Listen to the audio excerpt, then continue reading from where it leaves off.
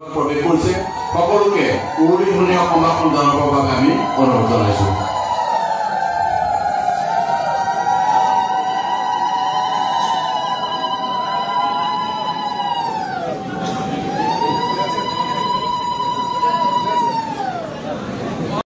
কেন্দ্ৰীয় বিত্তমন্ত্ৰী শ্ৰীযুতা নিৰ্মলা সীতাৰমণ ডাঙৰীয়ানী আমাৰ মাজলৈ আহিব আৰু তাৰ প্ৰাক মুহূৰ্তত আজি সেই বিশ্ববিদ্যালয়ৰ ক্ষেত্ৰ পৰিদৰ্শনৰ বাবে আমাৰ মাজত আহি উপস্থিত হৈছেহি অসম চৰকাৰৰ সুদক্ষ মন্ত্ৰী শ্ৰীযুতা অজন্তা নেওগ বাইদেউ ডাঙৰীয়াই সম্বৰ্ধনা জনাইছে।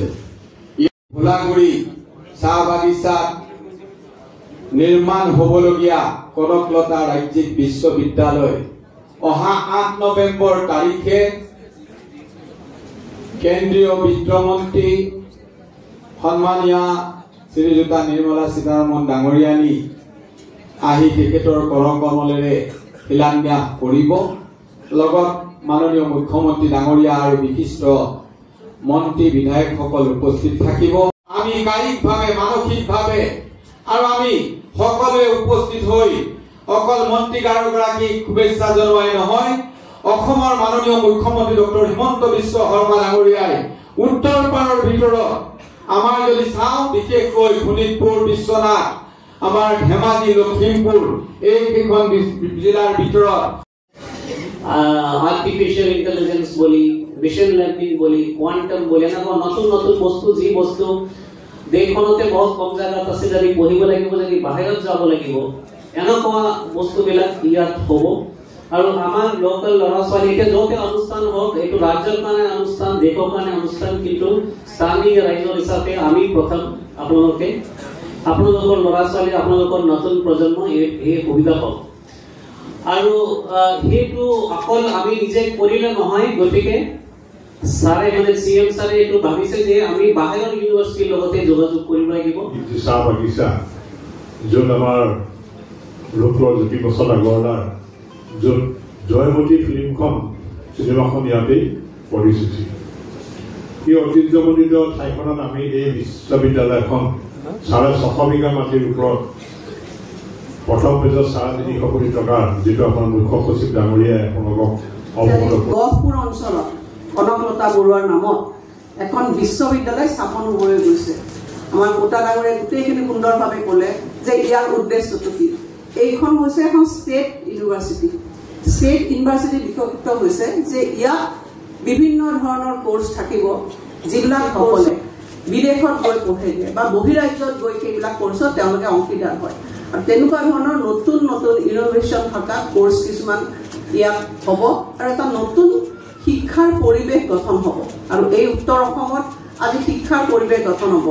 মই বহি থাকোঁতে উৎপল বৰা ডাঙৰীয়াৰ অভিজ্ঞতাক কৈছিলোঁ যে যেতিয়া আমাৰ গুৱাহাটী ইউনিভাৰ্চিটি আমাৰ আৰম্ভণি হৈছিল, তেতিয়া ভূপেন হাজৰিকাই ডাঙৰীয়াই এটা প্ৰয়াস ৰচিছিল, সেইটো হৈছে জিলিকাব দুইতৰে পাত। আৰু সেই পৰিৱেশ আজি গহপুৰতো আৰম্ভণি হ'বলৈ গৈছে।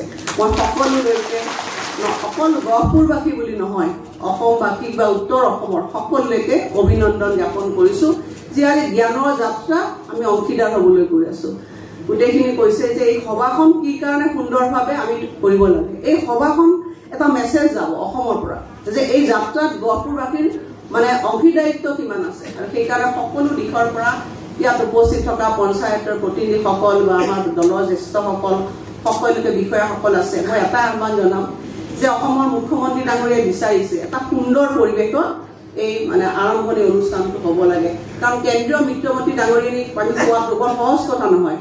তেখেতৰ বহুত বিজি চিডিউল থাকে, ভাৰতবৰ্ষত ভ্ৰমণ কৰি থাকে। এই প্ৰগ্ৰামটোত আহিবলৈ সন্মতি প্ৰদান কৰাটোৱে বহুত ডাঙৰ কথা। যে মোদী ডাঙৰীয়াৰ চৰকাৰখনৰ কিমান সদিচ্ছা আছে অসমবাসীলৈ আপোনালোকে জানো। প্ৰধানমন্ত্ৰী নৰেন্দ্ৰ মোদী ডাঙৰীয়াৰ আশীৰ্বাদ আছে এই প্ৰজেক্টটোৰ ওপৰত। নিৰ্মলা সীতাৰমণ বাইদেৱে নিজে সন্মতি প্ৰদান কৰিছে এই অনুষ্ঠানটোত আহিবলৈ।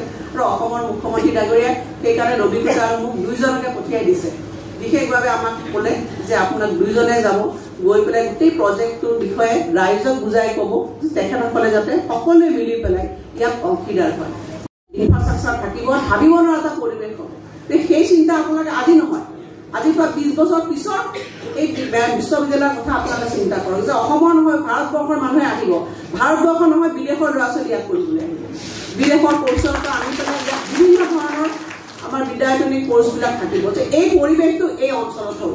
আজি যিখন পথাৰ আপোনাৰ সেই পথাৰখন বা ইয়াত পিটনি দলনিখন আপোনালোকে দেখিছে, কিন্তু আজিৰ পৰা 10 বছৰ 15 বছৰত এই অঞ্চল বেলেগ ধৰণৰ এটা পৰিৱেশ সৃষ্টি হ'ব, য'ত ই অকল শিক্ষাৰ ক্ষেত্ৰতে নহয় আমাক অৰ্থনৈতিকভাৱেও সকাহ দিব।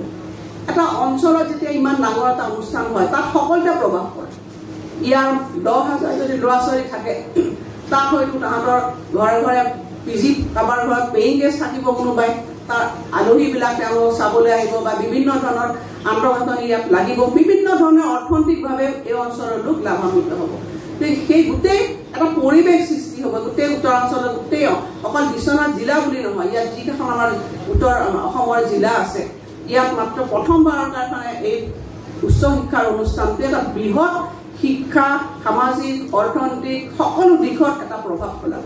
আৰু সকলোকে ডাঙৰ কথা, যিগৰাকী ব্যক্তিৰ নামত এই অনুষ্ঠানটো উৎসৰ্গা কৰা হৈছে, মই প্ৰথমে তেখেতৰ চৰণত মূৰ দুৱাইছোঁ যে কনকলতা বৰুৱাৰ সন্মান যে এই চৰকাৰখনে যাচিছে, সেইটো এটা বহুত পজিটিভ কথা। স্বাধীনতাৰ মানে প্ৰায় 78 বছৰ পাৰ হ'ল, ইমান উচ্চ শিক্ষাৰ কোনো অনুষ্ঠান এই অঞ্চলত নাছিল, উত্তৰপুৰত নাছিল। আজি গোটেই এই বিশ্ববিদ্যালয়খনে উত্তৰ পাৰ জিলিকাব, যেনেকৈ জিলিকাব 2টাৰে পাৰ আমাৰ গুৱাহাটী বিশ্ববিদ্যালয় জিলিকিলে, আজি এই অঞ্চলটো জিলিকিব। আৰু এই অঞ্চলৰ কোন এজন সন্তান, সেই সন্তান হৈছে কোন, আজি ভোলাগুৰি চাহ বাগিচাত এটা সময়ত জয়মতী ছবিখন কোনে ইয়াত থাকি পেলাই কৰিছিলে আপোনালোকে নিজে, জ্যোতিপ্ৰসাদ আগৰৱালা, সেইজন ব্যক্তি ভোলাগুৰি চাহ বাগিচা। গতিকে আমিতো চবে ওলাবই লাগিব, হয় নাই, চবে ওলাব লাগিব। এজন ব্যক্তি এইবিলাকো মই দেখিছিলোঁ, আজি তেখেতক সুধিছোঁ, তেখেতে কৈছে যে বহুখিনি প্ৰজেক্ট, ভাল প্ৰজেক্ট মানে মুখ্যমন্ত্ৰী ডাঙৰীয়ে তেখেতক দিছে।